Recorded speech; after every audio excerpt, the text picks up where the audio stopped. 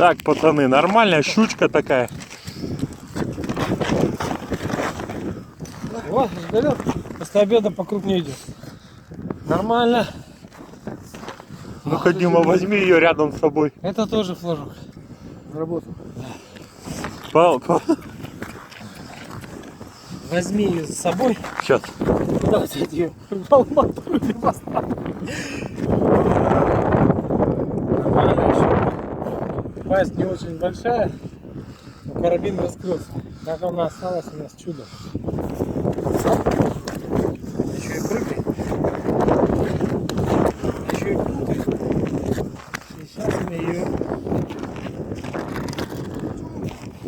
А? Окунь, слушай.